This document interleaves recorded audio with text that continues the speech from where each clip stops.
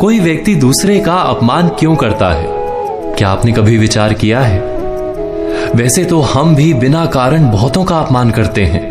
हमारा अपना अपमान भी बहुत बार होता है। संसार का सारा व्यवहार एक दूसरे का अपमान करने पर टिका है। जैसे पति अपनी पत्नी का अपमान करता है, पिता अपनी संतानों का अपमान करता है, नौकरी देने वाला अपने नौकर का अपमान करता है, अर्थात जो भी बलवान है वो निर्बल का अपमान करता है।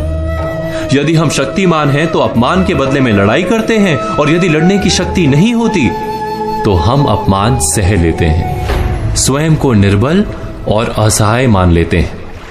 हमें छोटे होने का एहसास होता है। ऐसा प्रतीत होता है जैसे हमारी आत्मा कुचली गई हो।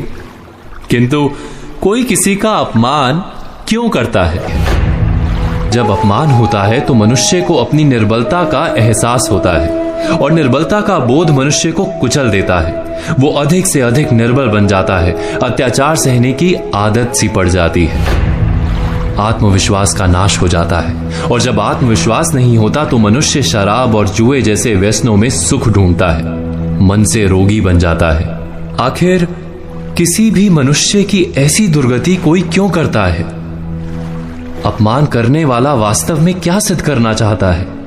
कभी गहराई से विचार किया है? वास्तव में हम किसी का अपमान करते हैं उसकी निर्बलता सिद्ध करने के लिए, ये बताने के लिए कि हम अधिक शक्तिमान हैं। अर्थात वास्तव में अपमान करने वाला स्वयं अपने आप को शक्तिमान या बलवान सिद्ध करने का प्रयास कर रहा है। अपमान करने वाला हकीकत में अपनी शक्ति से आश्वस्त नहीं है, उसे अपनी शक्ति पर भरोसा नहीं है। दूसरों को चुनौती देकर वो अपनी शक्ति पर विश्वास प्राप्त करने की कोशिश करता है। क्या ये सच नहीं? जब हम किसी का अपमान करते हैं तो वास्तव में इतना ही प्रकट करते हैं कि हमें अपने बल पर भरोसा नहीं।